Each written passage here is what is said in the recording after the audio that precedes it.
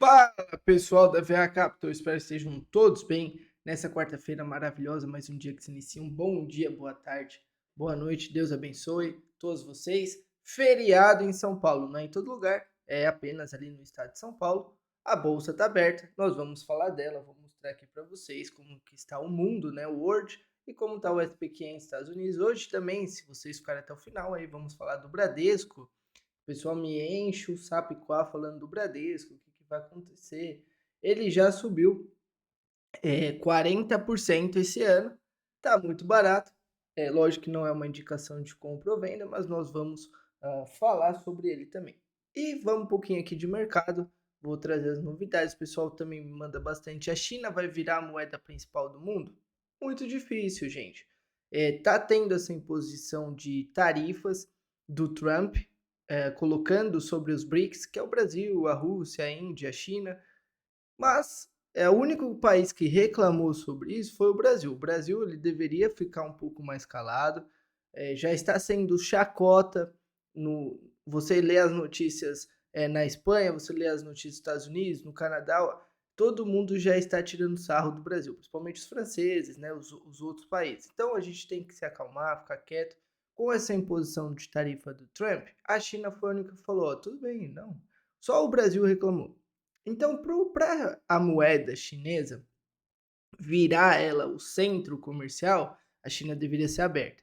Ela deveria soltar os dados, abrir o mercado. Isso não vai acontecer. Falam há 50 anos que a China vai virar, o petróleo vai acabar. Falam 100 anos que o petróleo vai acabar, a China vai acabar. Então, são coisas que não vão acontecer porque não tem como. Os Estados Unidos, ele é mais velho, claro, mais avançado, tem 15 anos de avanço frente aos países subdesenvolvidos, como Brasil, Colômbia, etc. Então, para a China virar essa potência, ela deveria ser aberta comercialmente, fazer empréstimos, conversar com todo mundo, entender outro mecanismo, né? Outra ideia. A China é de um jeito, os Estados Unidos é de outro.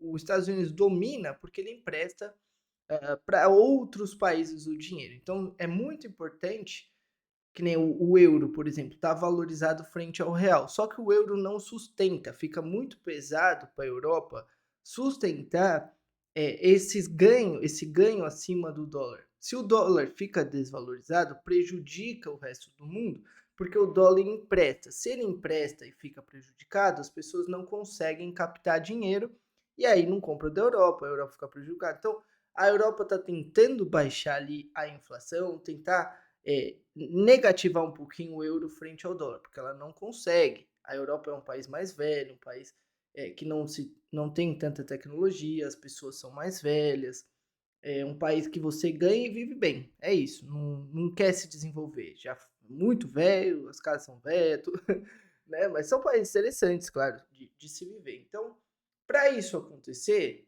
teria que ter mais fatores estratosféricos assim para a China virar a moeda principal do mundo. Então não vai acontecer, tá bom? Os Estados Unidos ele vai fortalecer aí o dólar à frente às outras moedas com as coisas que estão acontecendo no mundo. A gente sempre vem falando aqui a Rússia com a Ucrânia, a Israel com o Hamas. Só que não é só isso que envolve, certo? Envolve vários países ajudando cada lado, então por isso que o pessoal fala bastante de guerra global. Soltaram a bomba, aconteceu, mas depois logo já voltou a bolsa dos Estados Unidos, já voltou ao normal, deu uma pausa. Nenhuma guerra positiva, infelizmente isso acontece. Ganância, poderia todo mundo viver bem. Por exemplo, o Brasil, poderia todo mundo ser rico no Brasil. Não precisa todo mundo ser pobre. Todo mundo poderia ser rico. O Brasil é um país rico, de pessoas ricas que trabalham. A gente fica pagando para as pessoas que não tem nada a ver. Então a gente tem que entender o que nós estamos pagando no Brasil para ir cortando. Então a gente pega o problema e vai tentando resolver ele. Só que não é o que está acontecendo agora. A gente colocou pessoas que não sabem fazer isso, não sabem gerenciar. Igual o Corinthians, colocou lá o Corinthians, só faliu, né? Só deu prejuízo, prejuízo. É a mesma coisa. O problema da economia do Haddad, que não sabe fazer, ele é professor de português, todo respeito aos professores de português, mas é igual colocar ele num carro de corrida do Ayrton Senna ele não tem habilidade, não tem capacidade. Mesma coisa, o Lula é péssimo, o governo é ruim, e é por isso que o Brasil está na sua pior fase econômica. Muitas pessoas têm medo de dizer, mas essa é a verdade.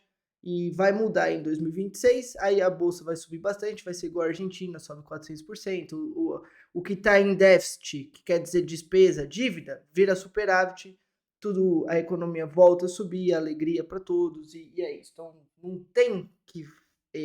péssimo esse governo, o Brasil está no fundo do poço, e é isso, tá bom? Agora o mundo aqui, vamos lá. As empresas do Brasil são boas, por isso que está entrando dinheiro de fora. Os fundos imobiliários do Brasil são bons.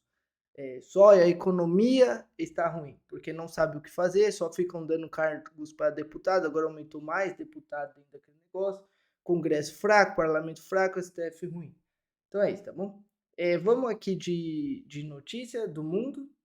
O Canadá, a Índia, os Estados Unidos vêm abrindo forte, a Apple está tendo uma queda porque saiu também da China, acabou supostamente aí a mão mais barata, e estão querendo tributar ela, e ela falou que não, pelo tamanho dela ela não pode ser tributável, ela é intributável.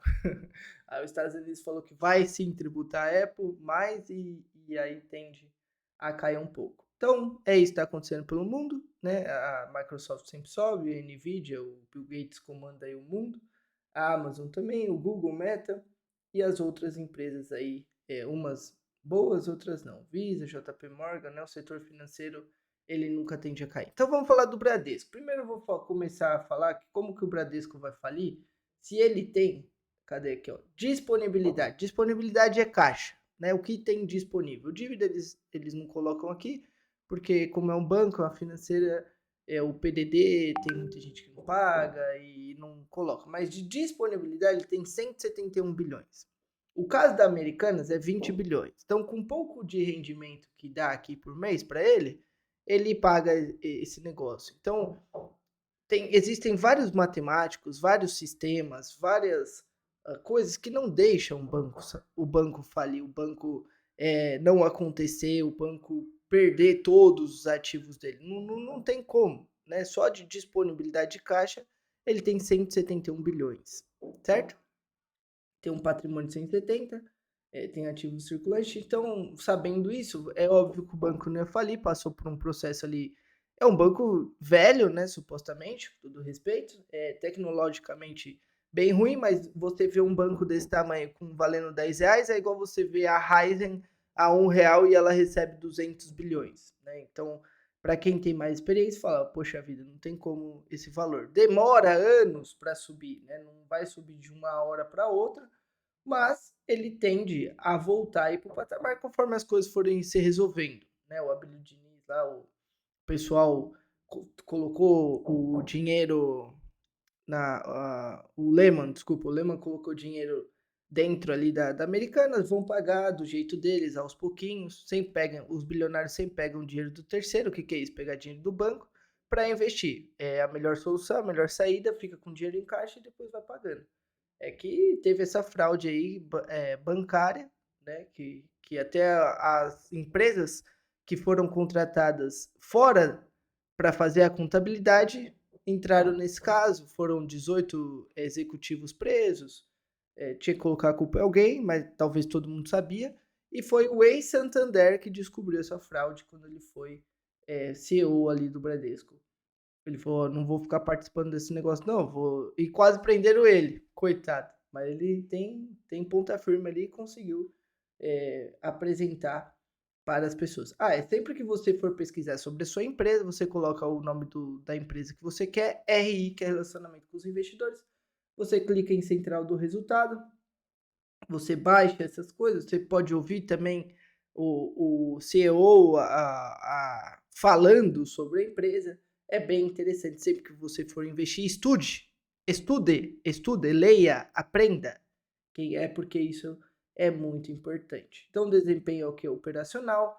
A gente vê que vem crescendo sempre, as receitas vêm crescendo. É um bom banco, tem os seus defeitos, não é tecnológico, né? Pega mais ali um setor da população que é um pouco mais difícil, né? Despesa com PDD vem caindo, PDD é provisionamento de devedores duvidosos, né? As pessoas devedores duvidosos são aqueles que talvez paguem ou talvez não. Mas o intuito é falar um pouco aqui do Bradesco e só mostrar essa parte que não tem como um banco com tudo isso de caixa, né? Se a gente for pelo óbvio ou nulante, falir, tá bom? Lógico que tem momentos do mercado que passa por dificuldades, mas a receita vem aumentando e o custo tende a diminuir, por isso que ele subiu 43%, tá bom? Isso aqui é 163 bilhões de reais, é um banco razoavelmente grande, né? Tem o Itaú, Bradesco, Santander, e depois vem os outros bancos, né? O Banco Inter, o Nubank, que são fintechs, aí tem o Banrisul, entre os bancos o mais barato é o Banco da Amazônia, depois vem o Banrisul, agora o Banco do Brasil está ficando bem barato, porque estão destruindo os agricultores, né? Se ele chegar a 15 reais aí também vai ser uma boa aposta, e vamos acompanhar o mercado. Quando muda o mercado, assim, igual a gente viu na Argentina, tudo sobe e depende de você quantas quantidades você vai ter, tá bom? Então, se você gosta desse tipo de conteúdo, comenta aqui. Se você quiser fazer aí o nosso curso, você entra no site viniciuspeta.com, vou deixar o link abaixo, tem explicando o que é aprender a investir, ou se você precisar da nossa mentoria, é só entrar em contato com a nossa equipe da VA Capital ou comigo, manda uma mensagem que a gente entra em contato com você, tá bom? Excelente dia para todos, bom feriado e sempre ganhar mais com as ferramentas que você possui hoje. Tamo junto, valeu pessoal!